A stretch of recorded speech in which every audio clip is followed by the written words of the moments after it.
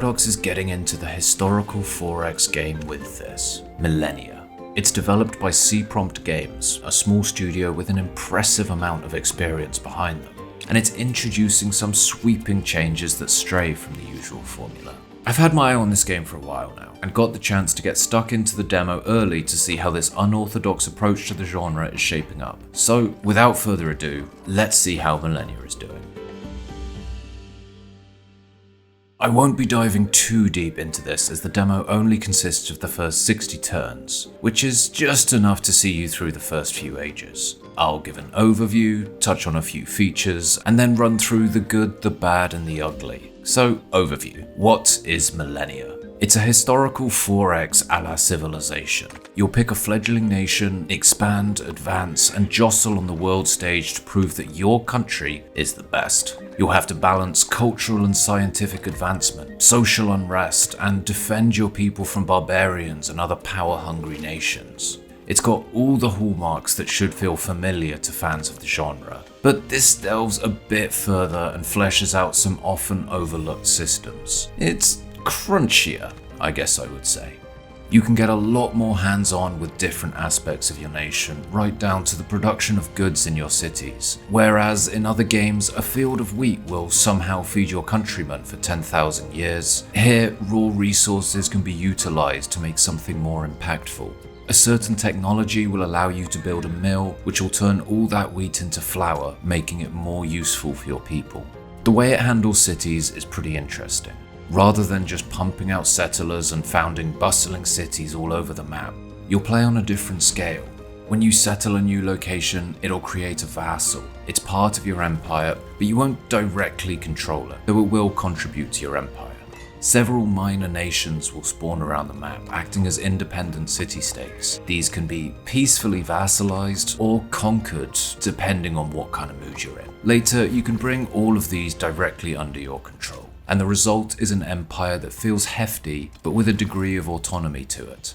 Another new take is that your production isn't centralized in your cities. You'll earn different resources as you go, and some of these are pretty abstract, like combat experience, diplomatic sway, government progress. These can be generated from city improvements, but they might come from the world around you. They can be spent to provide immediate bonuses, like hiring a settler, incorporating a vassal, or recruiting a unit, for example. Or they can be saved up to make improvements to your government. This took me some getting used to, but I did start to really like it. Every few turns I had a decision to make, had something to develop, and it felt like my up-and-coming nation was making sizable strides forward.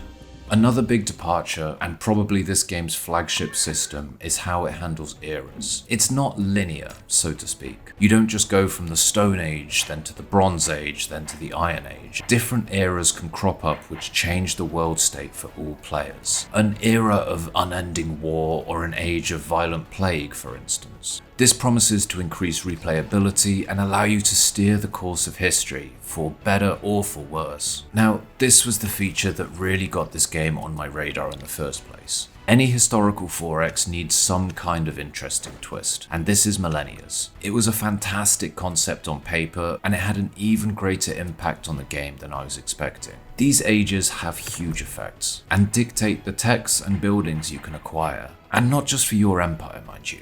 The first person to reach an age sets it for everyone. This meant when I wanted to enact the Age of Heroes, I had to rush to complete the objectives, which changed my whole game plan. All while trying to stay ahead on research so no one else locked in a different age before me. This era introduced new heroes to the map, so I could send my boy Achilles around the world completing quests. It's not just a slight deviation, but a change that can alter how you play big chunks of the game. Honestly, this is a really interesting system and really impacted the game in a good way. But that wasn't the only thing that ticked boxes for me. So you start a game by picking a nation, but outside of a minor starting bonus, they don't provide any distinct differences over each other. Your country's identity and bonuses come from national spirits. These are essentially archetypes you pick every few ages and can upgrade for a hefty bonus. This allows for a pretty fluid faction design that steps away from national identity, which is front and center of other titles. You can be adaptable, change up your strategy, and fine-tune your people's purpose depending on the world around you. This does have a downside though, but I'll get onto that soon. So it's doing quite a lot different from others in the genre, and to be honest, it's doing them quite well. I think the age system is a great addition and one that I'm excited to see expanded further. The world itself felt very populated with lots of city-states, discoverable natural wonders, and roaming barbarians to keep you on your toes. On a mechanical side, I had a lot of good takeaways from this, but there were also some glaring issues I had with the game which do need to be talked about. First, the elephant in the room, the visuals. Now, I don't usually care how a 4X game looks. I'm used to things being a bit rough around the edges as long as it plays well. However, the visuals here really were fighting against my enjoyment of the game. Not just the graphics themselves, which frankly aren't great, but further than that. The UI felt uninteresting. Any and all text felt flat. Animations felt unnatural, some icons just didn't fit with others. It worked, it did the job, but it was all mismatched. It was the UI equivalent of a toddler dressing themselves. And then there's the most jarring takeaway, the battle recap screens. I can see the motivation behind it and the visual feedback to battles is appreciated, but it just felt so goofy. Honestly, this was my main deterrent against going to war, because I didn't want these pop-ups. I really hope these either get a huge improvement or the option to just disable them completely from my games. The other issue I had was broader. So the norm in other historical 4X titles is to have some kind of physical representation of an empire. Be that Civ's empire leaders, Old World's changing dynasty head, or humankind's one-size-fits-all avatar. Millennia doesn't have this. When interacting with another nation, I'd look at a screen with their flag and a few decisions I could make. I didn't really care about the relationships I had with them, and it made diplomacy feel empty. Having these physical representations, in my opinion, adds a human element to the game. Without it, things feel sterile. I don't know if this is just a me thing that I'm put off by this, and I am happy to hear your thoughts and comments on this. It really bothered me way more than I thought it would. That, combined with the UI, the graphics, the battles, it all meant that the game was missing its own sense of character. And the more I noticed it, the more I found it in other places. I love the little quotes you get in Civ when you discover a new technology. Millennia does have this, but when I dug through the in-game index, I found that most of these quotes are from the same 2 or 3 sources, and they just didn't feel special. And that's my major takeaway from this. It's lacking something that makes it feel special, that gives it some sort of identity.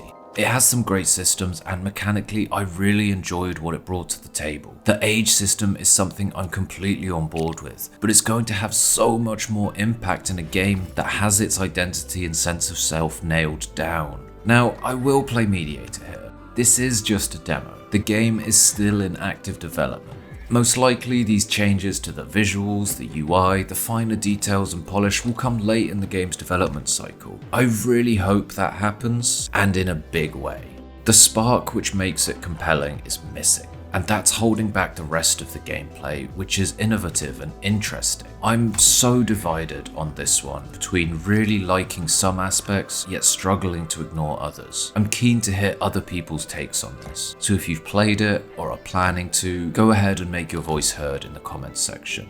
Again, this is Millennia from C-Prompt Games and Paradox, a 4X with some great ideas hampered by a lack of identity. This has the potential to be a game I'd really enjoy, so long as the devs address the game's glaring issues before release.